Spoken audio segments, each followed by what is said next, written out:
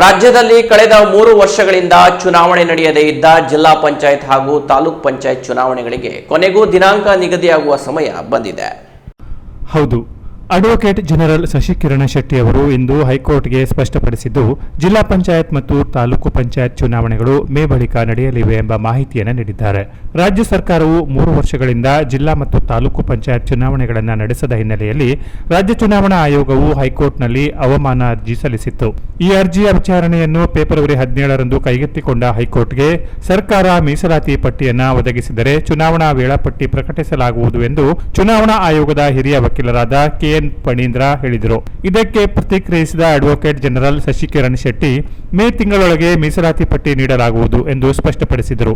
ಆದರೂ ಮೇ ಅಂತ್ಯದೊಳಗೆ ಚುನಾವಣೆ ಆಯೋಗಕ್ಕೆ ಮೀಸಲಾತಿ ಪಟ್ಟಿ ನೀಡಲಾಗುವುದು. ಚುನಾವಣಾ ಆಯೋಗವು ಜೂನ್ ಅಥವಾ ಜುಲೈನಲ್ಲಿ ಚುನಾವಣೆ ನಡೆಸಬಹುದು ಎಂದು ಹೇಳಿದೆ. ಈ ಹೇಳಿಕೆಯನ್ನು ದಾಖಲಿಸಿಕೊಂಡ ಹೈಕೋರ್ಟ್ ಅರ್ಜಿಯನ್ನು ವಜಾಗೊಳಿಸಿದೆ. ಮುಖ್ಯ ನ್ಯಾಯಾಧೀಶ ಎನ್.ವಿ. ಅಂಜರಿಯಾ ಮತ್ತು ನ್ಯಾಯಮೂರ್ತಿ ಎಂಐ ಅರುಣ್ ಅವರ ನೇತೃತ್ವದ ಹೈಕೋರ್ಟ್ ವಿಭಾಗೀಯ ಪೀಠ ಈ ವಿಚಾರಣೆಯನ್ನು ನಡೆಸಿದರು. ಈ ಕುರಿತು ಪ್ರತಿಕ್ರಿಯಿಸಿದ ಉಪಮುಖ್ಯಮಂತ್ರಿ ಡಿಕೆ ಶಿವಕುಮಾರ್ ಅವರು ಸ್ಥಳೀಯ ಸಂಸ್ಥೆ ಚುನಾವಣೆಗೆ ತಯಾರಿ ಆರಂಭಿಸಲು ಕಾರ್ಯಕರ್ತರಿಗೆ ಸೂಚಿಸಿದರು. ಮಹಿಳಾ ಅಭ್ಯರ್ಥಿಗಳಿಗೆ ಕನಿಷ್ಠ 50% ಆಸನ ನೀಡುವ ಉದ್ದೇಶದಿಂದ ಪಕ್ಷವು ಮೈತ್ರಿ ಒಪ್ಪಂದಗಳನ್ನು ಮಾಡುತ್ತಿದ್ದು, ಅಭ್ಯರ್ಥಿಗಳ ಅಂತಿಮ ಪಟ್ಟಿಗಳನ್ನು ತಯಾರಿಸುತ್ತಿದೆ ಎಂದು ಹೇಳಿದರು. ಈ ಹಿಂದಿನ ಬೆಳವಣಿಗೆಯ ನಂತರ ಸರ್ಕಾರದ ಪರ ವಕೀಲರು ಈಗ ಮೇ ನಂತರ ಚುನಾವಣೆ ನಡೆಯಲಿದೆ ಎಂದು ಹೇಳಿದ್ದಾರೆ. ಇದರಿಂದಾಗಿ ರಾಜಕೀಯ ಚಟುವಟಿಕೆಗಳು ತೀವ್ರಗೊಳ್ಳುವಂತಾಗಿದೆ. Canara press news, Kumta.